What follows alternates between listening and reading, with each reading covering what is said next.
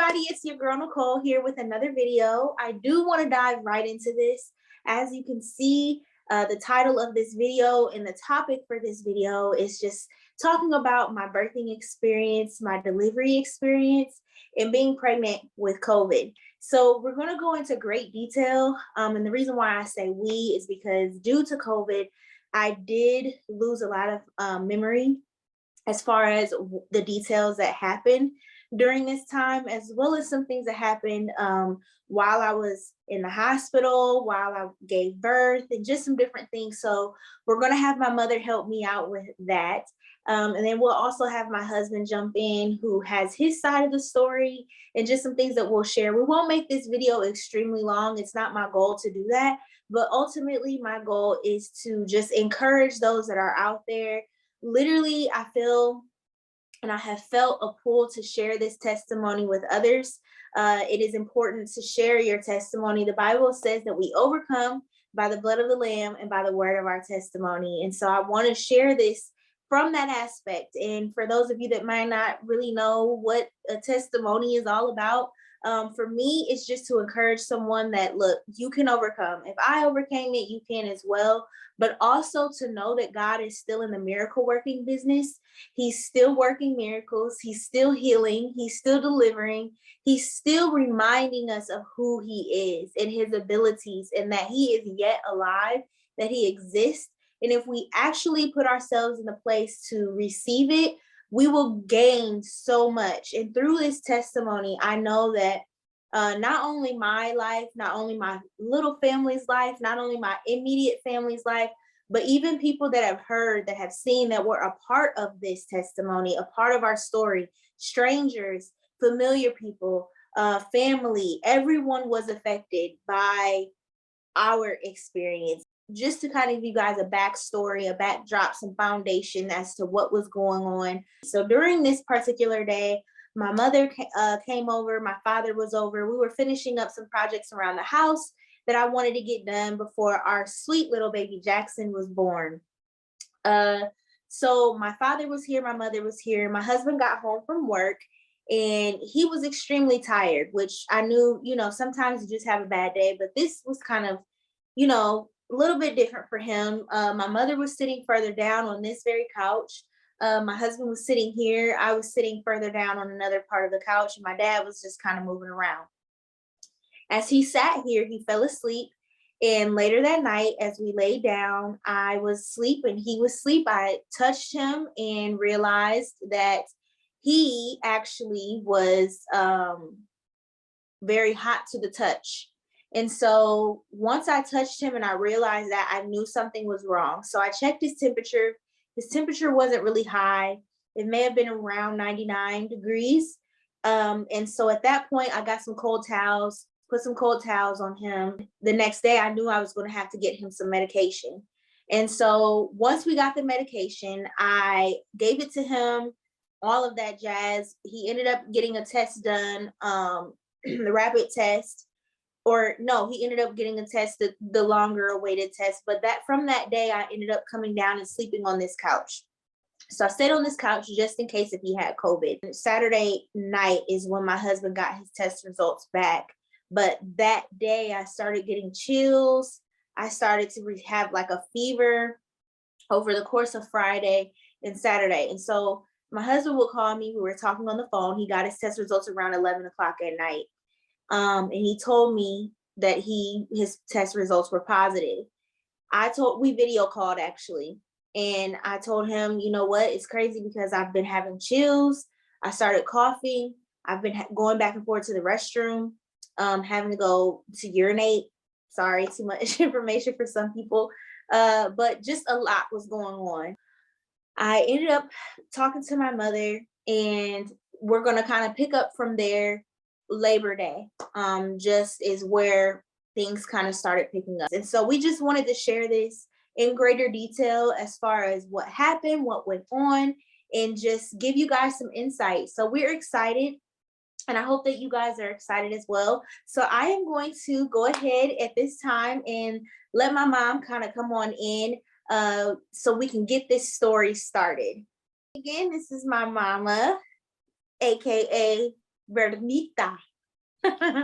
Bernita. I just kind of gave a little bit of a backstory, Mom. We're just gonna, just for those of you that are watching, we have probably had this conversation, I don't know how many times, but it seems like every time we talk, there's more detail that comes up where it's like, oh my goodness, I didn't realize this, or, you know, just us really thanking God in the process of what has happened throughout this testimony. My mom was a very, very, very key person throughout this entire process. She was there literally from the beginning all the way to the end of the process, and she's still there now.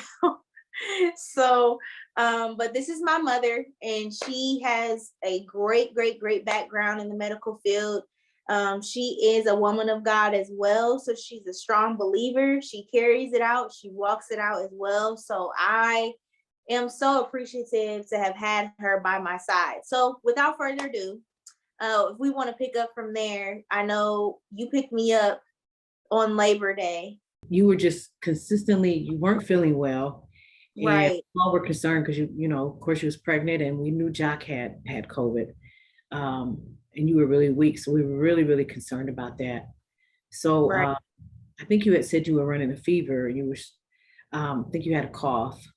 You had some Yeah. other symptoms, and so you end up. I just said we need to get you checked out to see what's what.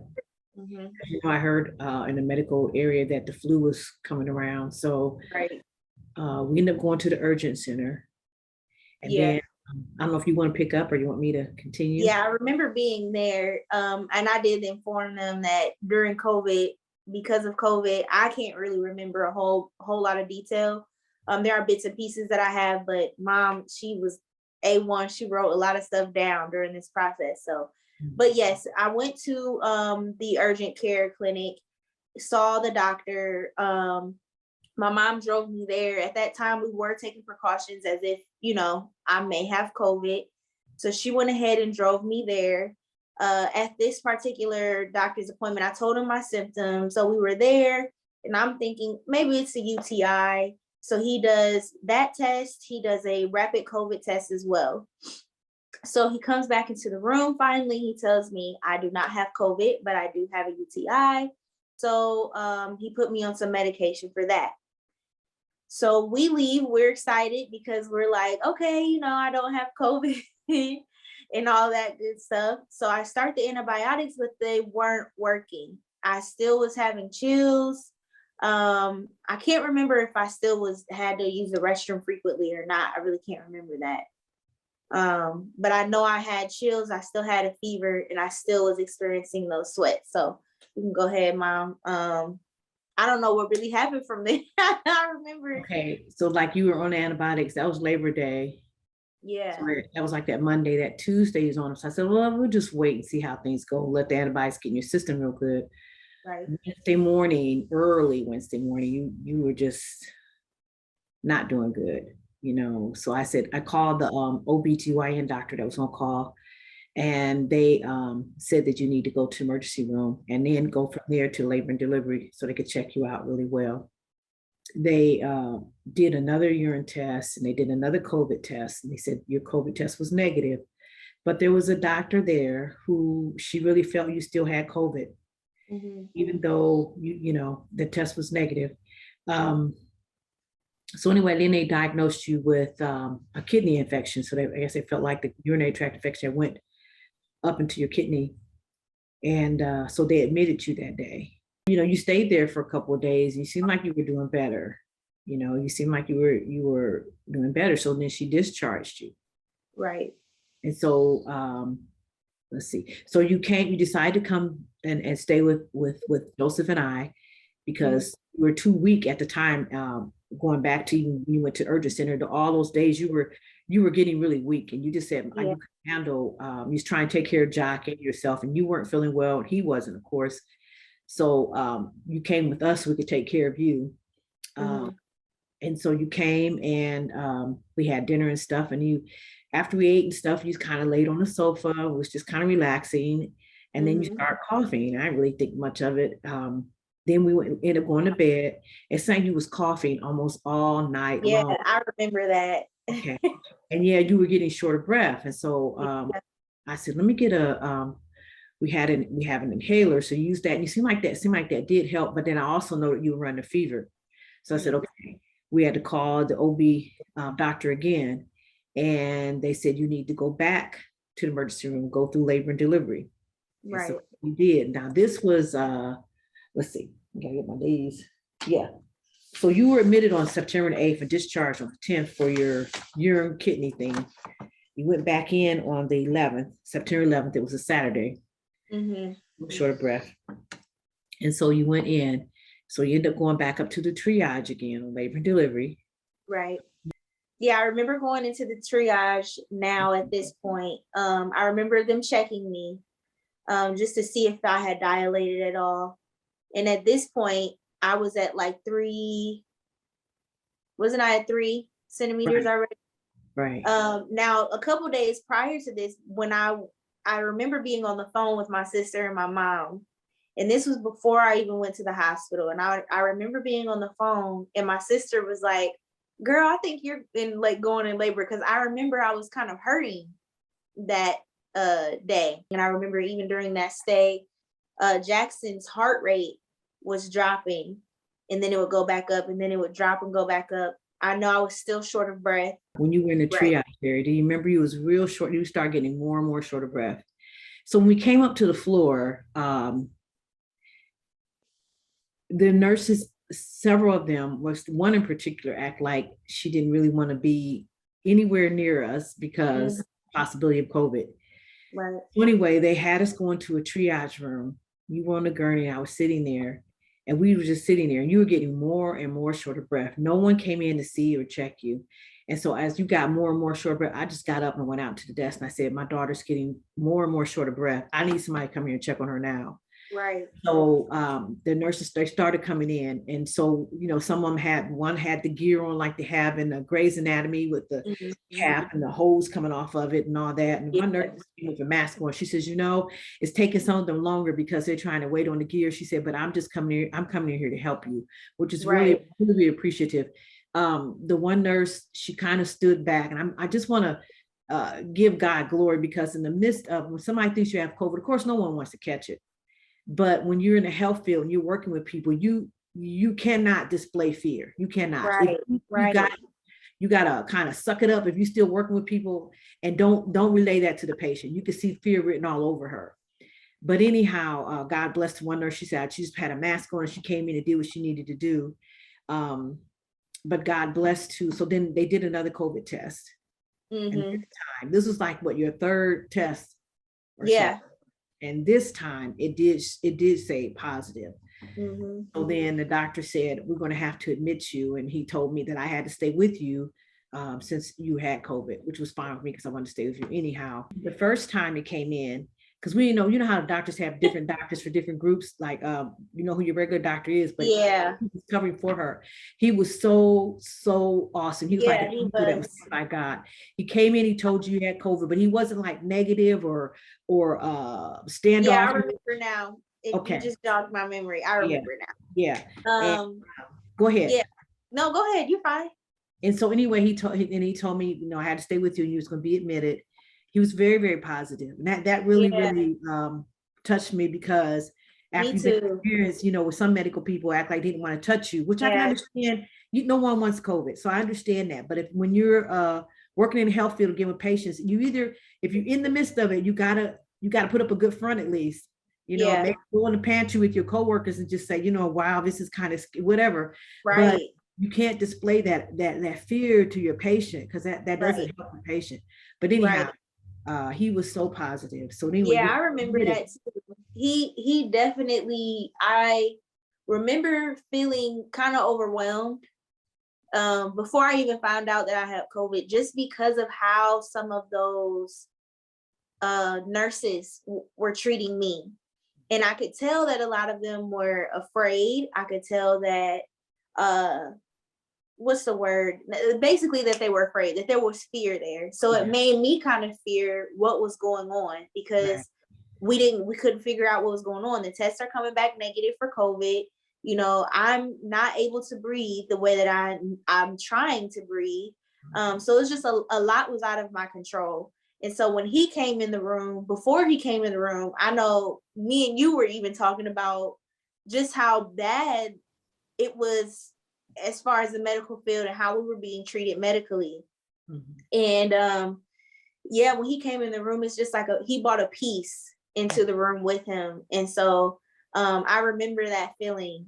I remember that it was a total shift, and it helped me in my mindset to completely shift, especially for what I was getting ready to go through. So it definitely was a big help. So yeah, I remember that. Right.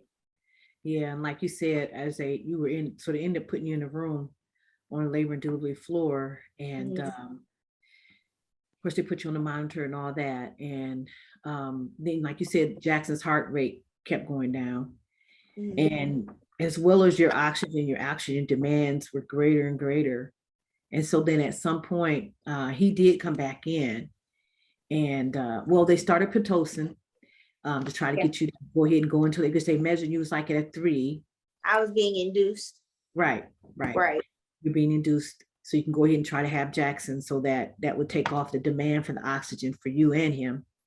And so as time went on, your oxygen levels kept going lower and lower, your oxygen demand. Yeah. And so there was a anesthesiologist, I don't remember her name, but she was very, very nice. She came in and she spoke to you, and she just broke it all down to Yeah, you. I remember that too. Now that part I do remember. I remember her coming into the room, and she asked me if I was comfortable with having a C-section. And I told her I didn't want to have one, but if I had to, I completely understand, because it's not about me. I just want to deliver this baby in a healthy way. And so she was like, yeah, just kind of encouraging me that it's okay. The doctor's great at doing it. He's done it multiple times. He's great at what he does. Things started to turn to where I remember just being in and out. I started getting to a point where I was just really, really tired. And I just was really, really going in and out. And I know they had to basically prep me for an emergency C-section. I was just adamant about having mom in the room. So once they gave me the epidural, we waited for that to kick in. That was maybe a couple hours or so until I went in after that. Maybe, yeah. Into the OR. Mm-hmm. Okay. So I remember them taking me into the OR. I don't remember them taking me, but I remember being in the OR. And I believe my mom was on my right. The anesthesiologist was behind me. And they were getting ready to prep me. I remember them checking me to see if, my stomach was numb enough for them to get ready to do the C-section. And as they were pinching me, they had to basically push, or however they do it, the epidural, the medication in about 3 times before I was completely, numb there. And so I remember feeling movement in that area. Of course, I couldn't feel too much of it, but he got it done pretty quick. And I know there was a certain point in time where I was really, really trying to breathe, because I could feel some of that pain a little bit. And the anesthesiologist was so sweet. I'm thinking it was your hands, Mom, but I know when they pulled him out, they're like, oh, he has full lips. Oh, he has hair. And they give them to you. And I know they did tell us that if there was anything wrong with Jackson, and he would have to go to the NICU. And I didn't fear that, but that was a part of my worry. But there was some type of peace that just came over me. And I remember you asking me if I was okay. And I just told you, like, this was before I had them. And they were just like, I just told you I'm at peace, or I'm focused. That's what I said. I was like, I'm just focused. And it's like God just really gave me a supernatural peace. It's literally like that peace that passes all understanding. I know what that means on a whole nother level, because I didn't worry. That's literally my worries melted away.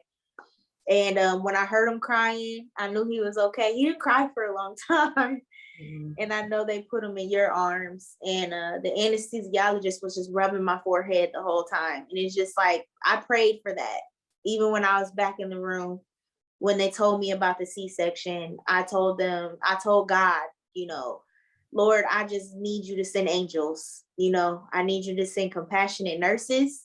I need you to bless the doctor's hands. I need you to just be in the room. I need you to be with me, because you had, and I know, you know, Mom, working in the, you know, field of medical field, you know how to carry yourself, but there were some people that just bought that negativity, bought that fear right in the room with you.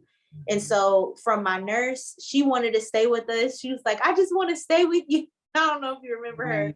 I Yeah. just want to stay with you until the end. And then, like you said, the anesthesiologist, she was there from before I went into the OR and even afterwards. And I've never seen an anesthesiologist do anything like that. So she was just rubbing my forehead the whole time, you know, just really helping to keep me calm. Jackson, of course, yeah, he came, he was healthy. They did not have to take him to the NICU. He was just, even though he was 5 weeks early, God just blessed. Yeah. He was just fine. Yeah. And everybody was just amazed. And it, even like you said, the anesthesiologist, even the following day, we were, well, she stayed with you. You're right. She went to another room, postpartum, whatever. She made sure your oxygen level was what your oxygen needs were met. Right. She stuck around for a good while. Some of the equipment wasn't acting right, and she made sure they got the right equipment. And so Oh, see, I didn't even know that. yeah, even the following day, I saw her in the hall, and she asked me about you. You know, just like you said, God just sent angels to take care. A little Jack, he was just fine. Yeah. Yep. And I remember even after I had him, I don't know what wing I was in of the hospital, but like you said, she came in while I was in there. I just remember being completely tired and out of it. I know that they say after you have a child, I mean, that's one thing of being tired, but I feel like because I was really struggling to breathe at the same time, that it was just, I just remember people talking to me and I'm like, I don't know what you say. And I'm literally like going in and out, and I'm like, I don't know what they said to me. I don't even know. Okay, that's all. I'm just like, okay. Yeah. But yeah, so we stayed there that night.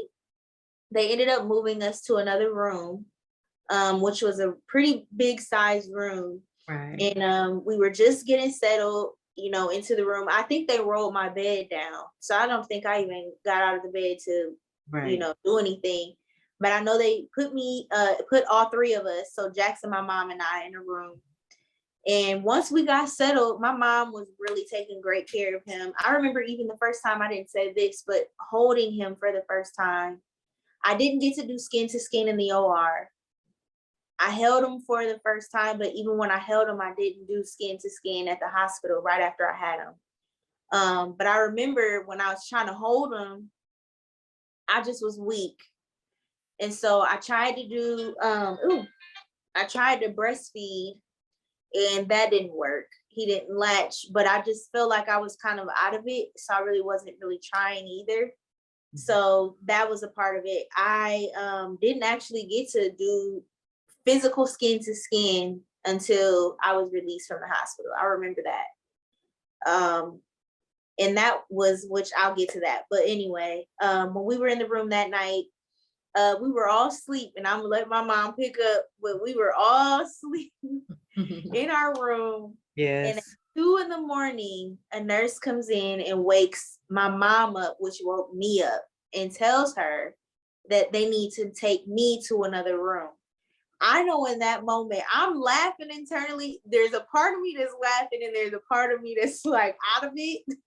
Because I saw my mom's face. Now, if you see our faces, both of us have features that are very animated. I'll just put it that way. So if we are feeling a certain way, you are going to see it. You're going to see it on our face. And I could read her face just by how they woke her up. And it's like immediately God put a peace over me. And I didn't say anything. I don't think I really said anything except for, I'll see y'all. You know, it's gonna be okay. And I just they rolled me out of the room. My mom can tell you her experience at this point.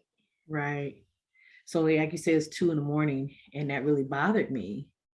That it just came in. We were all just finally, Jackson was asleep, you were asleep, I was asleep, and it had been a long, long day. Mm, We had been through a lot. You had been through a lot. yeah. And so anyway, I wasn't happy about it because I already saw some things that bothered me. Like when we first came in the triage area, how some nurses treated, they kind of didn't come in and give you the care that you should have had until I got up and went out there and got them because they thought you had COVID. And so I was concerned about that, but they said they had to take you to the med surg unit because that's where COVID patients go. You would Yeah. be in isolation. And they reassured me that I could come the following day to help get you cleaned up and all that. So they gave me a certain number or something, code or something that I had to have. But anyway, that really bothered me. And I literally cried and cried and cried in the hall because that bothered me. I just felt something about a mother anyway with their child. I don't care if you are an adult but when your child's in trouble, there's just the mother thing and you want to do everything you can to help cover them. Right. But I called Apostle Crystal and um, we talked and things, and I got myself together. And so I went back in the room, and Jackson and and this is another thing, it's like nobody asked me, are you okay taking care of him? Now they probably, I guess Right. they assume because I am a mother, but Hmm. you're like, what, 30 Yeah. some years, and you're my baby. So, but anyhow, I just kind of thought about this. Nobody asked if I knew how to take care of him or anything, but thank God I did. So anyway, Jackson and we're sleeping. Um, well, let's back up. Well, like you said, you couldn't breastfeed like you wanted to. You Mhm. wouldn't take on latch and stuff, and you were really, really super tired, rightfully so, for all the stuff you've been through. And so they gave him, I don't know if you The want, donor breast milk. yeah, And I don't know what I was thinking. yeah, I they really asked don't. you, yeah, and I I would didn't want to in my intervene right because it's mind. like you are the mother, you know what I'm saying? So Yeah, yeah. so And in my anyway, right mind, I would yeah, never ever suggest that. But I just want to put that out there just because some people might be like, girl, you too deep, but you don't know who that breast milk is coming from. You don't right, know what kind of lifestyle they have. You don't know what kind of spirit they carry. You don't know. And right, so, you're like right. I said, some people might look at that and be like, you too deep. But if I was in my right mind, I would not have done donor breast milk. But Jackson obviously wasn't going to do it either because go Right. ahead, Mom. So Jackson and I were both asleep. We finally get back to sleep. I wake up and he's choking. I Mhm. grab him and I literally I turn him over. I got him in my hands. I turn him over and I'm doing this to help him clear his airway. And so Right. I put the call light on for the nurse to come in and help. This same nurse that I saw when I first came to the unit that day when you were admitted, who you could see the fear all over. She stood outside the door and she says, like, she kind of basically asked me, what do I want her to do? And in my Yeah. mind, I said to myself, you are the medical staff. You're asking me. I didn't say this to her, but in my Right. side of my mind, so it's like, okay. And I saw the fear all over her face. So Yeah. I just told her, I said, that's okay. You don't have to come in. Because in the midst of all that too, I was praying and went into my heavenly language. And God, he intervened. I He know that's intervened. right. Little Jackson was fine. So I told her, I said, that's okay. You don't have to come in. And she started putting on her gown and I said, no, you don't have to come in. You don't have to Yeah. come in. And Yeah. that bothered me though, that her fear was so great that literally impeded her from doing what she should have done. Yeah. Thank God God intervened because Right. that Yeah. wasn't good. Yeah. It's like they did all of that just for me to come back with you and Jackson and all of us be in a whole nother room. So Right. that was like the part that was just, and then here's the thing, when they put us in that room, I just was kind of like, the room had another door with a window. So there was like no privacy in there. So at Right. any point, anybody could look in the room. But I do remember them putting me in the bed and I had those things around my leg that kind of Yeah. Keep from getting blood. put pressure on my leg. They would massage Right. my legs, and that Mhm. was to help keep me from getting blood clots. I Mhm. remember that. I know you told me that they put me on seizure alert or whatever it was. Right. Caesar could come. Yeah. They So, patted. and I Right. still was on oxygen too Mhm. at this point. I do remember them trying to wean me off. I do remember that. But yeah, and Jackson just was with us during that whole time. My mom helped me get cleaned up. I don't know if there's anything that you want to add on this. Oh, well, I will say this. Because after I had Jackson and they were trying to keep me isolated, I never went through like postpartum instructions. Never went through postpartum care. So they're supposed to give you like this wrap that goes around your stomach. A binder, yeah. And they never gave me that. And then even learning and knowing how to clean the incision, they didn't talk to me about that. Even pumping and everything. They finally, well, that time they did give me a pump, I believe, when Jackson was with us. But there was just a lot of care that I did not get because of them isolating me so much and kind of just leaving me there. So Jaquel, my husband, came and picked us up from the hospital.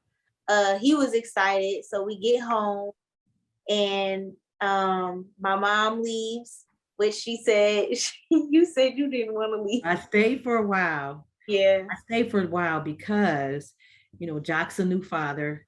He's still recovering from COVID. Now, when he came out to the car, he looked so lively. I think he had a hat on. Did he have a hat on?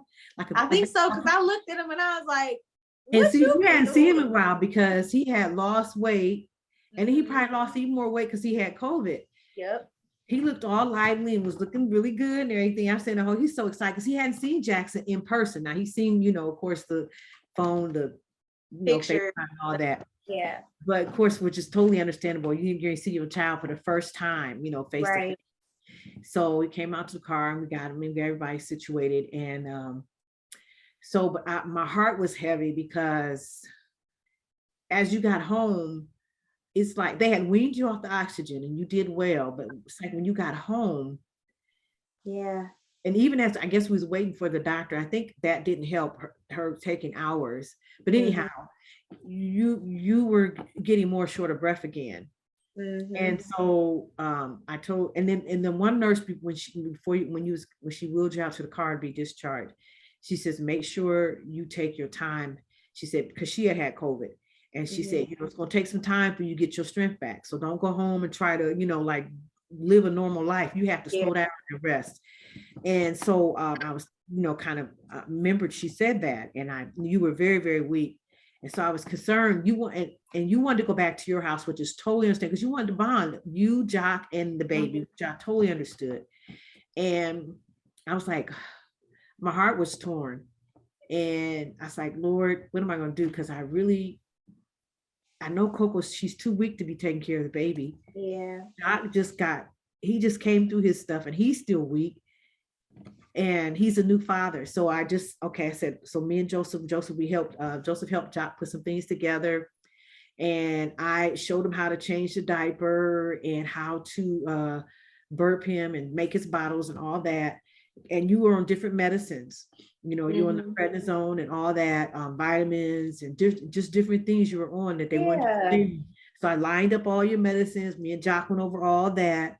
And so, but you were really, really weak. And I told Joseph, man, I said, I really don't feel good about leaving them, but I needed to leave because you all needed to do your bonding. I didn't want to interfere in that. But my heart was so heavy because I knew you were very weak. And it's like when you got up to move around and stuff, it was taking your energy and you could tell it.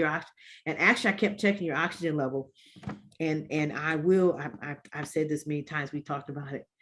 Coco's oxygen level went down to 74%. And I knew medically she should have went back to emergency room.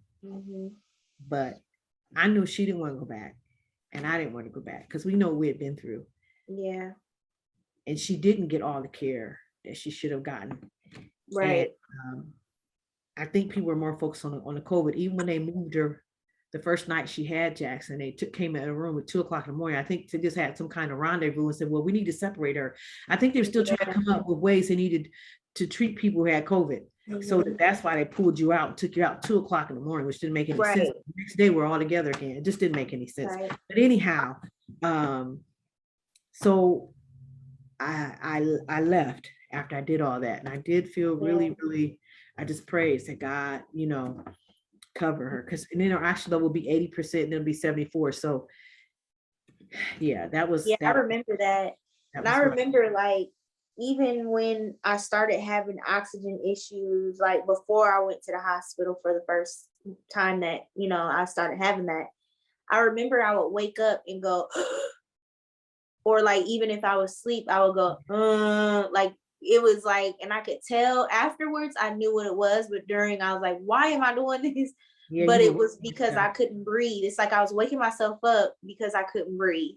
yeah, And I remember that night I kept doing that. We actually ended up staying in the living room because I couldn't go up the steps. I knew if I would try to, I would overexert myself. And then I just had a C-section on top of that. right. So it was best for me to just stay on the main level. My husband stayed here on the main level with me, and then we had Jackson in his little bassinet. And I felt so bad because, a newborn, they're going to wake up often throughout the night to be fed or to be changed. And my husband was doing all of that.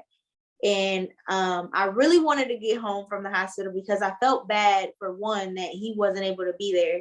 And when you're married and you have those conversations about, oh, you're going to be here for this, and this is how I'm going to, you want to see your husband's reaction when you have the baby, and all of those things, him to cut the umbilical cord, and he didn't get to experience any of that. And so for me, I really wanted to get home, especially for that first time of bonding. But it quickly shifted because during that night, I was watching him. He would lay on the floor just to try to keep himself awake. And I would see him get up and take care of him. He was doing an awesome job. And I remember one time I tried to get up and take him and like feed him, but I was so exhausted, not just tired physically, but just trying to breathe. It was just tough. Just getting up from the couch and walking to the bassinet, which wasn't that far away from the couch. And so he took over and he truly helped me. But I could tell, like, I know that next day is really when it really hit the both of us hard. And I knew he was still recovering from COVID as well. Listen, you called me like at 5 that morning, and I knew you needed help. I was planning to come back over it anyway. And so anyway, we get there, had breakfast for you and Jock and everything. And I literally, Joseph told me, he said, Brittany, you're going to have to get packed and just go and stay with them for a little bit to help them Yeah. out. And so I had my stuff packed. Anyway, I get there and you answered the door. And I was like, I wasn't happy about that because I could tell you shouldn't have been answering the door. Your oxygen was too low. But when I get in there and I see Jock, he just looked like he is just wiped out. I Yeah. said, oh my goodness. Yeah, you both, it was heart-wrenching. But so then I checked your oxygen level off and on, and then I think it was like in the 70s or so. So I'm thinking, okay, let me, if you just get some oxygen, that's in my mind, I'm thinking. So I called Jock's mother, who's or had him call. I can't remember the exact details, but we got a hold of her because she works in the medical field. They end up calling me back, and her business partner said, we, because your oxygen level was like in the 70s, and she said, she's going to need a high flow level of oxygen, because I'm thinking I can be at home and I can kind of monitor your oxygen and just keep, just nurse you. But then, and when I told her what your stuff, she said, no, she needs a high liter flow of oxygen. And I just started crying on the phone. I said, I know she should have went to the emergency room. I know she should have went back. But the mother and me was trying to keep her from going back Yeah. because I knew what you'd been through, and I knew you really didn't want to go back. So anyway, we agreed that. And so she had her Jock's mother, and her and I, we had prayer on the phone. And so we all said, okay, we got to get her back to the hospital. So we're going to take you. So as we get you up off the sofa and you just take a few steps, your oxygen level went down to 64%. And that's why I said, look, I got to call the EMS. So I called 911 because I said, if we don't, you're going to mess around and you are going to you're going to have to be put on a ventilator. Yeah. And I even want to digress a little bit because even we found out later that the doctor told the male doctor told your regular OB doctor that he thought he was going to have to intubate you at one point. Yeah. You were having a C-section, but God bless you didn't have to get that done. But I Mhm. didn't want you to go into respiratory failure. So I knew I Right. had to call 911. So they came and they took you. And we were just wailing. Crystal, I, Jock. Joseph was holding Jackson. We were on the front porch. We didn't really get to say goodbye. So he just came Yeah. kind of, but I remember we always were standing there hugging each other, just wailing. And, Yeah. So I ended up going back to the emergency room by the ambulance. And so, like my mom said, I wasn't able to have a conversation. I couldn't repack my bag. I was using the same hospital bag that I packed for my pregnancy. I was using the same bag for all 3 visitations because I never had a chance to clean the bag out, put new stuff in. No, I just was wearing hospital gowns, pajamas, and nighties. Pretty much. That's all I was wearing. Yeah. Couldn't do my hair, but that's a whole nother situation. So we get to, I'm in the EMS, and they get me there, and they ended up putting me in this room that was super cold, super loud, and they had oxygen on me. They bring my bag in, they set it down in the chair. I can't move, I cannot breathe. It's like the worst that it's been throughout this whole journey. So at this point, I'm sitting there and I'm like, okay, I have to use the restroom. I have to go potty. And they say, okay, well, we have to run all these tests. We have to do I believe they did a CAT scan or MRI, one of those. But we need to take you to go do that. So I'm like, okay, I have to go to the restroom. And they say, okay, well, let us do this first. And then, you can go to the restroom. We'll have someone get you a bedpan. So as they're pushing me through the hallway, I'm glancing around and I see that there is this room full of a family. I'll just say that there's a family that's in there, and Amish family. They're sitting in there, and so I'm like, well, why can't my mom come up here? Why are they not here? That's all I'm thinking. Like, why are they not here? They take me into this other room, and they do the MRI. They have me going from table to table. Mind you, I just had a C-section a few days ago. So, but they don't know this. So I tell the lady, I'm going as fast as I can. 1, I have to use the restroom. 2, I'm out of breath. 3, I just had a C-section. She didn't even know. So that let me know you guys are not reading your charts. You're not following up. You're not doing the things you need to be doing. So I finally get back on the table where they take me back into the room that I was in, and they put me on. We didn't even say this part, but I was super swollen, like really, really, really, really swollen. And so they take me, put me on Lasix, which is like a water pill to help you release water. So now I really have to go to the restroom. The one nurse that came in, she really wasn't helpful. There was one, so I'm like, God, please help me. Sure enough, in walks a nurse who was really nice. I ended up urinating on myself, and I couldn't help it because I couldn't get up and go to the restroom. I'm hooked up to all this stuff. I just had a C-section. All of that is going on. I can't contact any of my family because I don't have my phone. It's in my bag, and I can't get up to get my bag. So the nurse comes in, she helps me clean up, and then she gives me the bag. I call my mom, and I'm like, where are you? Why are you not here? And I'm like, Mama, why you not here? And I remember you telling me, like, you tried and they wouldn't let you come back. And the nurse was telling you, oh, well, she's answering our questions fine. And I'm like, I don't even remember the questions they asked me. I probably gave them just yes, no, whatever type of answers because I don't even remember. But that nurse that gave me my phone, I'm on the phone with my mom, and I remember telling her, like, ma'am, can my mom come up here?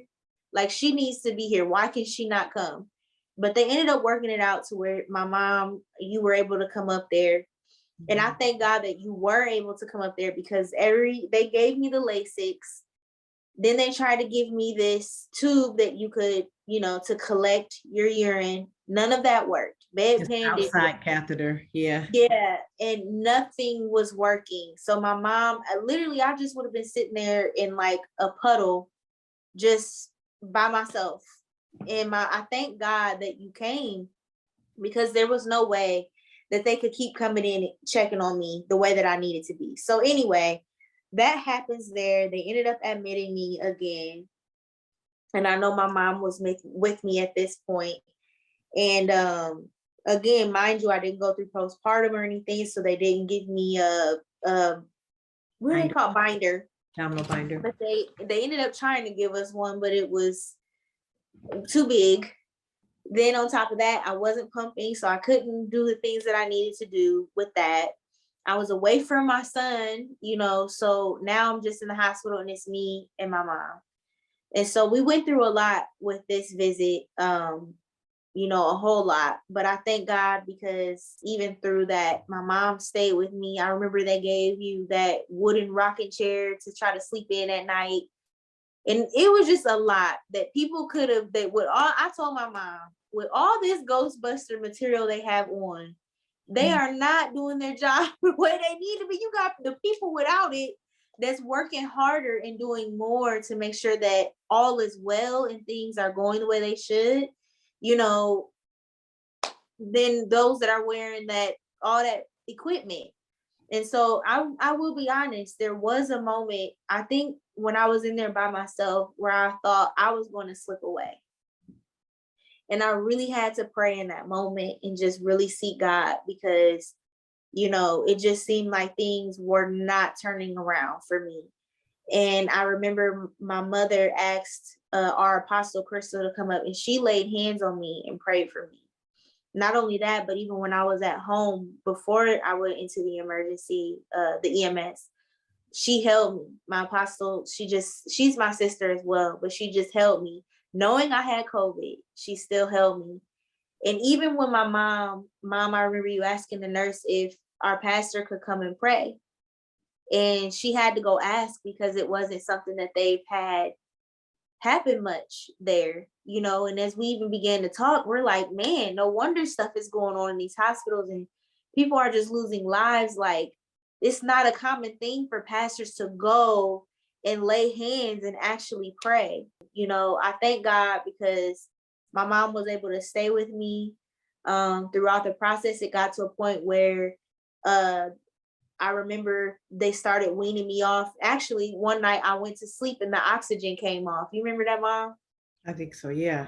Yeah. And so then from that point on, they left it off, but then I needed it back on again. And then we would take it off and they would put it back on. So they just started turning it down slowly but surely. And I was able to go without it. I thank God he blessed and made a way for me to be able to be there with you in the emergency room because when I went, they were just so swamped. Yeah. And she said you really needed an ICU bed, but there were no ICU beds available. Yeah. She said you went to immediately telemetry unit, but there wasn't a staff person available to check your blood pressure at 15 minutes. Yeah. And you couldn't go back to OB because your oxygen demands were too heavy, Mm-hmm. too demanding. So, but God bless when Crystal came, because I asked her, could her pastor come? And like you said, she said, normally nobody asked that. And then she didn't know what laying hands on that meant. And I had an opportunity to witness to her and let her know what that meant. But when Crystal came, your blood pressure was like 161 over 100 or something. And we prayed and God blessed it to come down. And it went to like 150 over something. And then I heard God say, whose report are you going to believe? So I just tapped into, you know, this communion with him, and God, he moved. But even, you know, I thank God I was able to be there with you, like you said, because people, if they're by themselves like that, you don't have nobody, because the staff was just too busy. I had to go, you know, empty the bedpan, and I had to wait for this elderly lady to come out of the bathroom. She looked like she needed help, and they were at the desk. They were so busy. And finally, she got a hold of someone's attention, and she just told her, well, just sit there in a wheelchair. I said to myself, thank God she didn't fall, because she would have fallen. That's not good. They were in desperate need of help. Right. So I thank God for how he worked all that out. And then when we got to the unit, I had to kind of, the ER said that they said, I can come up to the unit with your third admission. And you end up being on the telemetry unit. I had to, I just told the nurse, I said, you know, I need to be with her, because I told her, even in your postpartum care, you didn't get it. You should have gotten it. You didn't get it. Right. And I know she saw all that on my face, and she called her supervisor, and her supervisor let me come in and stay with you, which I'm so glad, because even the doctor came in and he was going over some stuff with you, and he wanted to put you back on this antiviral med. And I said, well, she already had that. He said, oh, she did. I Yeah. was like, Yeah. okay. So it's nice to have somebody with you if someone had, because somebody got to keep track of stuff. And then you was on the prednisone, and you can't just come off of that. You have to be tapered off. So you were in the midst of being tapered down, and we Right. told him that, but somehow it didn't get into the order. So the next day I had to ask, did she get her prednisone? Right. So somewhere that got dropped. So they put you, was able to put you back on and keep you from going through the withdrawal, whatever negative side effects of not being tapered off of prednisone. So, but God blessed in that as well. And like you said, your legs, your hands, everything was swollen, but literally, God bless, as all that fluid came off, you literally Yeah. could see your legs going down, your hands, your arms. You literally could see God just taking all that away. Yeah. I remember them weighing me on the bed. And before, when I was pregnant, I weighed, I don't care, people don't, but this is a testimony. When I Yes. was pregnant, I weighed 200. After I had Jackson and they weighed me on that bed, I was 220 something. So, of course, you lose weight when you have the baby. There's the, placenta, all that other stuff, the liquid, all that fluid and all that stuff. Yes. But I weighed more than when I was pregnant because of the swelling and the water that I was holding. Right. When I got home and I weighed myself after all of that, I was 177. Wow. So it's like all of that water, Mm-hmm. that I just thank God. I really do, just for you. And even Dad allowing you, I don't want to say allowing like he's your daddy, but Yeah. him being okay with you being there, him even being there, being able to come home after all of that in my house. Like, not that it was dirty, but we had a lot of projects we were working on. And just Dad taking the time to clean things, to fix things, to make sure that everything was set in place so that when I got back home, I didn't have to worry about it. Our pastors even coming up to the hospital to talk to me, to see me, to lay hands, you being with me. And that's a part of the testimony too, because not knowing that I had COVID all that time, you were there with me. Dad was by me. Crystal was holding me. BJ was with me. Jaden was with me, and nobody got COVID from me. Right. And so especially you, and then Jackson, even being born, yes, and he didn't have COVID and then didn't get COVID from being with us, mm-hmm. So I thank God for that, and just for him being all of who he is, and just allowing us to have this testimony and to still be here, because some people can't say, they don't have that testimony to say, well, their Mm-hmm. family member made it out, Right. especially as bad as it got. I've never been that sick in my life. Not that I felt physically like, oh, that type of sick, but just not being able to breathe. I don't wish that on anybody. And as bad as I wanted things to get better, because I wanted to get up out of that hospital, not just because of the bills that I knew was stacking, but, to get home, to be healthy. I remember laying in the bed, trying to take those deep breaths to make sure that I'm calm, trying to make sure my blood pressure is good, because they kept an eye on that, and they would come in and keep checking it over and over and over again. They had a way where they would see my oxygen levels from where they were sitting. And so I was trying to make sure that they were good so I could go home. But not just that, I wanted to get better as well. And so, God started to just give me a peace, and I thank him for that. And I know that all things work together for the good. It definitely has shifted our family dynamic, allowing us to, which this, to be grateful for what you have. But I think it really, really put things in perspective to be like, whatever has gone on, whatever is going on, like, if it's petty, I'm not wasting my time on it. But also it just made all of us love each other a little bit more. We already are close, but it definitely made us closer. And so I thank God for that. I really do. I thank God for y'all. I really do. Because I don't think I would be where I am if it wasn't for y'all and God placing you guys in my life. So I I don't just know if you have anything else you want to say.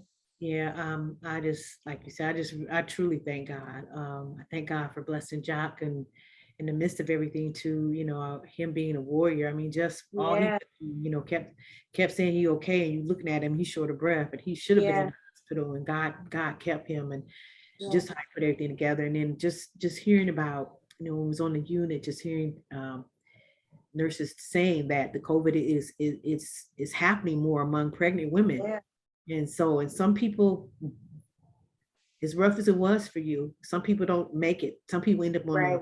ventilator. And so whenever I hear that, and some women end up passing away, whenever I hear that, I always I'm reminded of how God's mercy, how he Yeah. blessed, moved um, every step of the way, and blessing little Jackson. He's a miracle baby. Oh yeah. Miracle baby, and we just kind of tease him because like he's only 2 months now, but he seemed like he's further along than that. He's holding his head up, he act like he want to walk. I'm like, wait a minute, Yep. and so God is good. He's Yeah. good. He's so good in the Yeah. midst of all. He is a keeper, and it makes you look at life differently. I know Hmm. with my own experience of cancer many years ago, you just look at life differently. And Yeah. testimony that God has given you, testimonies, you can't nobody take that from you. You have your own testimony that God kept me Hmm. when I couldn't do anything to help myself. Right. God kept me when I couldn't catch my breath. Come My on. oxygen level was plummeting. And God kept me when Yeah. when you should have went back to the hospital when it was 74%. Yeah. And I think God looked back to God. I knew I should have called. I should have taken her back, God, but He kept you, and I I can't ever thank God enough. Yeah. But You it was left all a me part of mess. the testimony. Yeah. It When you really left was. me mess, God He's a wonder. He's a Yeah. wonder. He's a wonder. Yeah. Yeah. Yeah. So I don't know. I just want to encourage whoever is watching this, to hold on to your faith, whatever you are facing, whatever. And that's something that I think God has really been reminding us, our ministry as a whole, City of David Training Center, about for a while. I think God has really been dealing with all of us about having faith and then remaining focused, regardless of what's going on around us. As I told you, it seemed like fear was in the room, but every time we prayed, it seemed like God would send someone in that just brought peace in right with them. Right. And even God Himself just giving us peace in the midst of the storm that was going on, in us trusting God, regardless of what my levels of oxygen were going to, regardless of what the symptoms were, just trusting that everything is going to be okay. Because I know personally, even early on in my pregnancy, doctors told me before I was even pregnant that I may have a hard time having kids if I could have kids. And then I get pregnant. And then while I'm pregnant, I have a doctor tell me, because I have fibroids, you're lucky if you have 8, you won't be having 8 kids, but just being negative in regards to being able to have children. And so having people around you, and even you yourself, taking the time to speak life into yourself, speak life into your circumstance, trust God in the midst of whatever is going on, because He's able to turn it around. If He did it for me in a death situation and turn it around to where now I don't have any of those symptoms. The only thing that I've had, and I believe God has even healed me with that, is memory. Because when I got home, there were things that maybe if someone would say, okay, you have an appointment on December 12th at 3 p.m., they would tell me that, and I would say, okay, I need to write this down. But as soon as I would hang up the phone, I would forget. And I literally have had to call doctors. This is when I first got home. I would have to call doctor's offices back about 3 times just so I could remember to write it down, or I would have conversations with my husband and he would have to repeat himself multiple times because of a question that I may have asked 2 minutes ago. So, I thank God, because even in conversation with him the other day, he was telling me, asking me a question about something he told me like days ago. And I remembered, he said, see, God is healing your memory. And so I thank God for that. You know, he doesn't have any symptoms, you know, at all associated with COVID or anything like that. And so I thank God for pulling us through. I really do. So, and I thank you, Mom, so much for being my advocate, for being a great, awesome mama, you know, for being there, a grandmother to my son, you know, being there for him to even advocate for him. I know that was a lot on you. And so I thank you because this is a part of your ministry, healing him.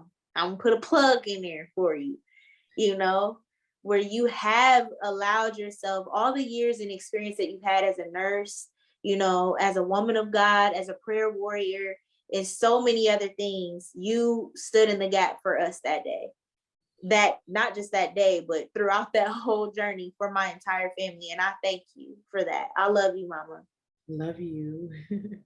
I love you. So if you have, do you have anything else? Just one more thing. I think it's so important in this season of, in this time of COVID. Um, my heart goes out to anybody who is not connected, Mm-hmm. man or woman of God. So it's so important to get connected because prayer is a powerful, powerful tool. And if Yes. you don't have that, it's not good. Yeah. So just encouraging people get hooked up if they're not Yeah. right under the right, because you can be in the wrong covering. Mm-hmm. That's another whole another whole Zoom Yeah. under the right covering. It Right. makes the difference. It makes the difference. So Right. that's all. Yes. And yes, that's a good point. You know, getting that true relationship with God, and He'll lead you to who's right for you. And now it's a lot easier than before, where it's a lot virtually that's going on. And I believe that God will lead you to the right place, Right. the right person, if you really seek Him for it. So, Right. Mom, you want to tell people where to follow you and your ministry? She has an Instagram, y'all. I do. I'm still trying to learn how to use it though. It's the healinghim.com is my email, and I'm working on, I have a website. It's You mean the not, healing him at gmail.com? thank you so much. Thank you. The healing him, HEM at gmail.com. Healing, H stands for healing, E for every, M for matter, healing every matter. Yeah. And it's a multitude of stuff that's under there. When God leads me, I do healing him, like a notebook. And part of that is a letter that God gives me. He downloads it to me to give it to whomever He puts on my heart. Prophetic prayer, decrees and declarations and so forth, and scriptures. So if you're interested, if you're in need, just, healing him at gmail.com. And there's a lot more things that are coming forth. I even have an upcoming book that's coming out very shortly. Yes. So I've been working on it for about 20 years. I mean, so thank you. It's okay. You're building material. That's all. Right. Amen. So I love you so much, Mama, and thank you for taking the time to do this with me. Yeah, I hope that this blesses somebody. Go ahead and put a comment below. If you want to subscribe, you can. We'll have a part 2 to this as well, where we'll be talking with my husband and just getting into that side of things, and just the mindset. That's a big thing when you're going through something like this. So yeah, thank you guys for tuning in. Again, you can comment below with any questions, or just if you want to leave a comment for either one of us or anything, just go ahead and comment below. Go ahead and subscribe to the channel, like, share this testimony with someone else. And I hope that you guys are blessed. As always, I love y'all with the love of Christ, and have a blessed, blessed, blessed holiday season. God bless. Bye.